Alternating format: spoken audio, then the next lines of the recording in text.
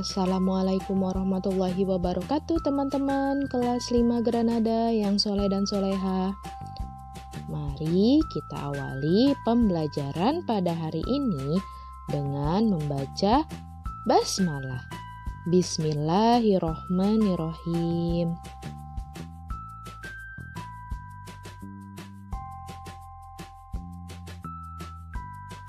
Hari ini kita akan belajar tematik Tema 5, ekosistem. Subtema 2, hubungan antar makhluk hidup dalam ekosistem. Muatan IPA.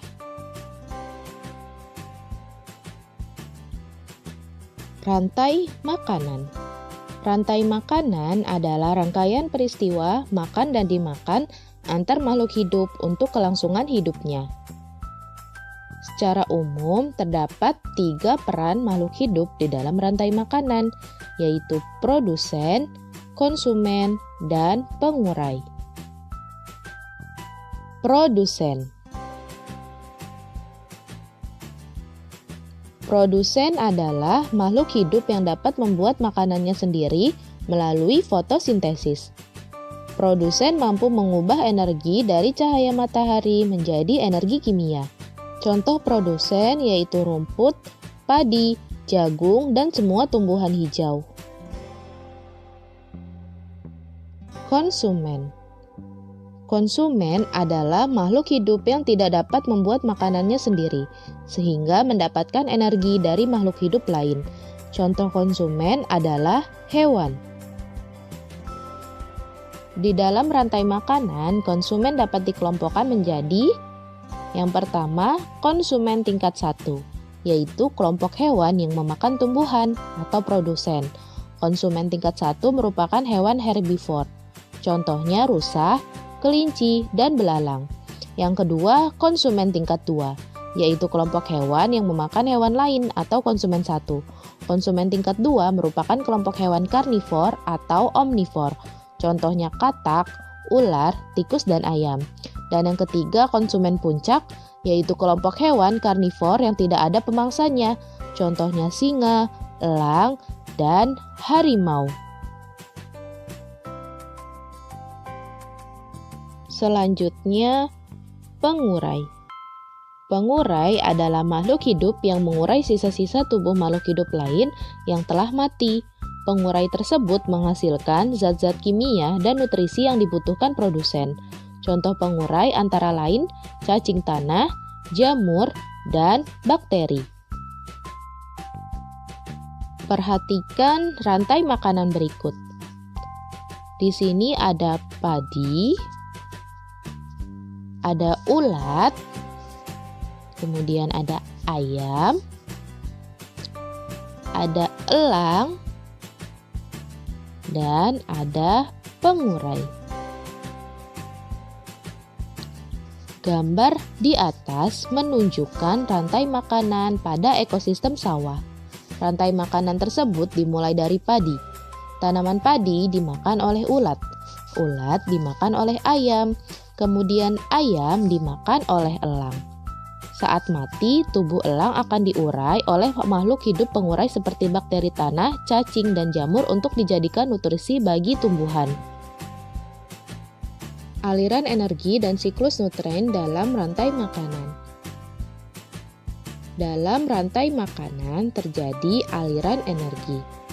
Aliran energi adalah proses berpindahnya energi dari satu makhluk hidup ke makhluk hidup lainnya. Saat proses memakan, makhluk hidup mendapatkan energi untuk kelangsungan hidupnya. Energi tersebut kemudian akan berpindah saat makhluk hidup tersebut dimakan oleh makhluk hidup lainnya. Namun, ada sebagian energi yang dilepaskan ke lingkungan. Jika makhluk hidup mati, energi akan berpindah ke pengurai melalui proses penguraian makhluk hidup yang mati. Pengurai kemudian akan melepaskan energi panas ke lingkungan. Dalam rantai makanan, selain terjadi aliran energi, juga terjadi siklus nutrien. Nutrien atau hara adalah unsur atau senyawa kimia yang digunakan oleh makhluk hidup untuk melangsungkan kehidupan. Pada peristiwa siklus nutrien, nutrien berpindah dari produsen ke konsumen lalu ke pengurai. Saat produsen dan konsumen mati, tubuhnya akan diurai oleh makhluk hidup pengurai menjadi nutrien dalam tanah. Nutrien tersebut lalu kembali digunakan oleh produsen untuk pertumbuhannya. Perhatikan diagram aliran energi dan siklus nutrien berikut. Siklus nutrien ditunjukkan oleh tanda panah yang lebih gelap, sedangkan aliran energi ditunjukkan oleh tanda panah yang lebih terang. Energi matahari digunakan oleh tumbuhan atau produsen, kemudian produsen akan dimakan oleh konsumen. Energi dari produsen berpindah ke konsumen, dan energi panas dilepas ke lingkungan. Kemudian konsumen tingkat 1 memakan produsen, konsumen tingkat 2 memakan konsumen tingkat 1, dan konsumen puncak memakan konsumen tingkat 2. Nah, setelah konsumen puncak yang telah mati akan diuraikan oleh pengurai. Energi dari konsumen berpindah ke pengurai, dan energi panas dilepas ke lingkungan. Kemudian, nutrien dari pengurai akan diserap oleh tumbuhan atau produsen.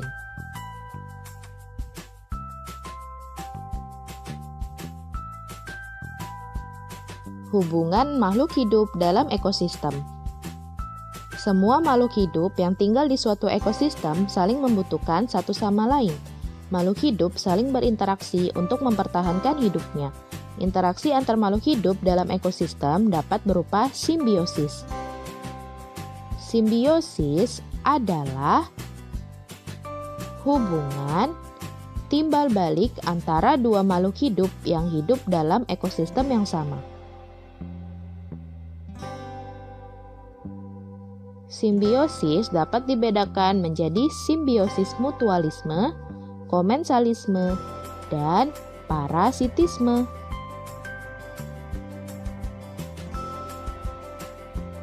Simbiosis mutualisme. Simbiosis mutualisme yaitu hubungan atau interaksi antara dua jenis makhluk hidup yang saling menguntungkan. Contoh simbiosis mutualisme adalah sebagai berikut. Yang pertama yaitu bunga dan lebah. Bunga diuntungkan karena lebah membantu proses penyerbukan, sedangkan lebah diuntungkan karena mendapat nektar dari bunga. Kemudian contoh yang kedua yaitu ikan badut dan anemon laut. Ikan badut mendapatkan tempat tinggal yang nyaman, sedangkan anemon diuntungkan karena ikan badut mengusir predator anemon seperti ikan kupu-kupu dan membersihkan sisa makanan dan parasit dari anemon dengan memakannya. Dan yang ketiga ada kerbau dan burung jalak. Burung jalak mendapatkan makanan dengan memakan kutu-kutu yang ada pada tubuh kerbau, sedangkan kerbau diuntungkan karena bersih dari kutu-kutu yang mengganggunya.